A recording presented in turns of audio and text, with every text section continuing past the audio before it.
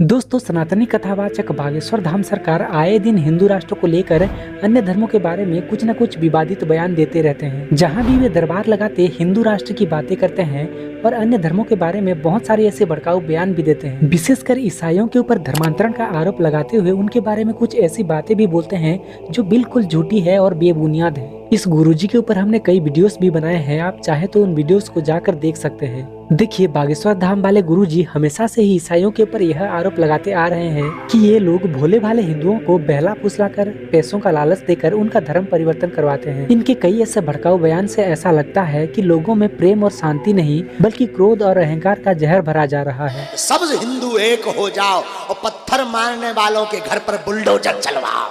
अपने धर्म में मरना भिखारी बनना अच्छा है, दूसरे धर्म में जाकर के राजा बनने से। अपने धर्म को छोड़कर दूसरे बाप को बाप कहता है, उसके सभी पूर्वजों वो स्वयं नरक में डाल दिए जाते हैं। दोस्तों, गुरुजी की इस प्रकार की बातों से ना तो कोई अपनी बुराई को छोड़ सकता है और ना ही मनुष्य के अंदर प्रेम उत्पन्न हो सकता है। यहाँ पर हमारा उद्देश्य बाबा जी की बुराई करना या उनकी धार्मिक भावनाओं को ठेस पहुँचाना नहीं है, वरन हम आपको सच्चे और जीवित परमेश्वर के बारे में बताने और उनके महान प्रेम को दर्शाना चाहते हैं। देखिए, गुरुजी की इस प्रकार की बातों से हिंदू भाई बहनों के अंदर ईसाइयों के प्रति इतना ज्यादा गुस्सा और नफरत होता है कि वे लोग जहाँ कहीं भी ईसाइयों को देखते तो गाली गलौज करते और मारपीट करते हैं। और आज हम देख रहे हैं हमारे भारत में कई ऐसे मामले सामने आ रहे हैं जहाँ पर ईसाइयों के ऊपर धर्मांतरण का आरोप लगाकर उनके साथ बुरा बर्ताव किया जा रहा है। यहाँ पर मैं आपको बागेश्वर धाम वाले गुरुजी की एक वीडियो क्लिप्स दिखाना चाहता हूँ जहाँ पर वे फिर से मसीहियों का विरोध करते हुए कहते हैं कि धर्म परिवर्तन कराने वाले विधर्मियों को बख्शा नहीं जाएगा। सनातन क्या है इस पर, क्योंकि ये जितने भी धर्म विरोधी हली उल्लाह वाले हैं,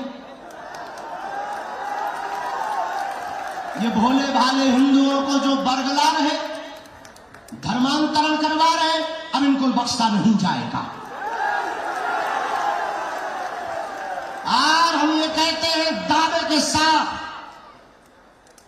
सनातन धर्म के संतों को छोड़कर किसी भी मजहब के धर्म गुरु में ताकत नहीं है हनुमान जी की शक्तियों का सामना करने की।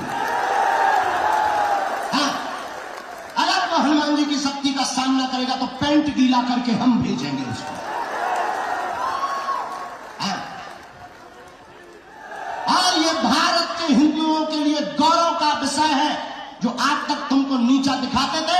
जागो और सब हिंदू एक हो और अपनी शक्ति को पहचानो और हनुमान जी के चरणों से जुड़ जाओ, तुम्हारा कोई सामना नहीं कर पाएगा। दोस्तों, यहाँ पर आपने इनकी बातों को नोटिस किया होगा। जी हाँ, ये बाबा जी जिस प्रकार से हालेलुया शब्द को एक मजाक ढंग से उच्चारण कर रहे हैं, शायद इन्हें नहीं पता कि हालेलुया शब्द का अर्थ क्या है।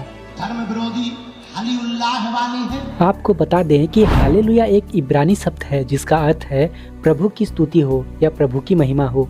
तो मेरी ओर से आप लोगों को यही निवेदन है कि सच्चाई को जाने बिना आप हालेलुया शब्द का मजाक ना बनाया करें।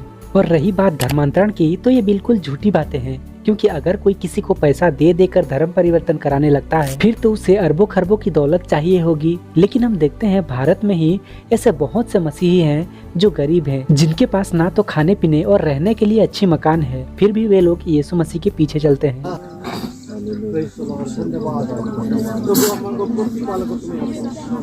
और दूसरी बात, आपके हिसाब से अगर कोई व्यक्ति पैसों के लालच में आकर धर्म परिवर्तन कर भी लेता है तो उसे यीशु मसीह और उनकी शिक्षाओं से क्या लेना देना है। उन पैसों से मौज मस्ती किया और फिर अपने रास्ते चल दिया। लेकिन आज बहुत सारे मसीही भाई बहन हैं जिन्होंने कि यीशु मसीह को ग्रहण किया है, वे यही कहते हैं कि हमें ना तो किसी ने फोर्स किया और ना ही किसी ने हमें पैसों का लालच दिया, बल्कि हम अपने स्वेच्छा से ही यीशु मसीह को ग्रहण किए हैं। और अभी अगर हमें कोई लाखों रुपये भी दे या हमें मार भी दे तो भी हम यीशु मसीह को नहीं छोड़ेंगे।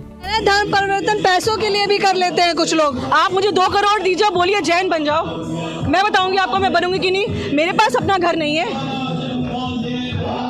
मैं प्रभु यीशु मसीह से प्रेम करती हूँ, कभी नहीं बदलूंगी, चाहे मेरे को खाने को मिले या ना मिले। प्रभु यीशु मसीह से जो प्रेम करता है वो उसके पीछे चलेगा, चाहे आप सताएं ना सताएं, कुछ भी कर ले, वो कभी यीशु मसीह को छोड़ेगा नहीं। दोस्तों, भारत में कई क्रिश्चियंस मिशनरी आए जिन्होंने भारत के लिए अच्छे काम भी किए, गरीबों की सेवा तथा उन्हें शिक्षित करने के लिए कई स्कूल, कॉलेज और अस्पताल भी बनवाए। लेकिन उनके ऊपर भी धर्म परिवर्तन का आरोप लगाकर कट्टरपंथी लोगों ने या तो उन्हें यहाँ से भगा दिया या फिर उनकी हत्या कर दी। यहाँ पर आप एक महिला की बातों को सुनिए कि वह किस प्रकार धर्म परिवर्तन का आरोप लगाने वालों को जवाब दे रही है। धर्म परिवर्तन का जो आरोप हम पर लगाया गया है, यदि हिंदुस्तान में देखा जाए तो ऑलमोस्ट 80% क्रिश्चियन स्कूल हैं, जिसमें 95% हिंदू, मुस्लिम, सिख, ईसाइयों के बच्चे पढ़ते हैं। 5% हम ईसाइयों के बच्चे पढ़ते हैं। बड़ा अफसोस हो रहा है आज मुझे इस लांछन को सुनते हुए कि काश हम धर्म परिवर्तन करते तो पूरा भारत ईसाई होता, पूरा भारत आज ईसाई होता।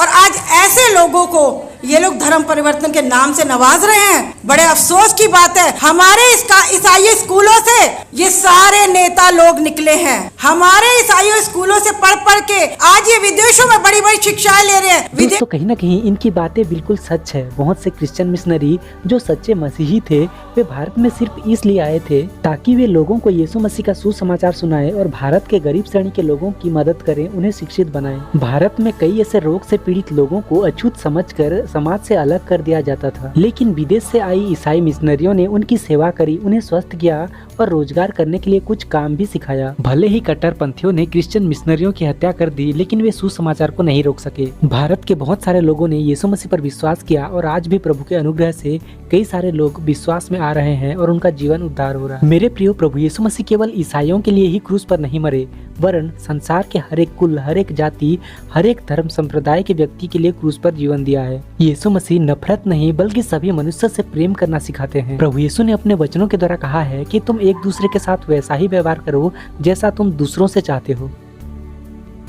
तो चलिए इस वीडियो में इतना ही। मिलते हैं एक और नए वीडियो के साथ। तब तक परमेश्वर आपको और हमें संभाल कर रखे। आमीन।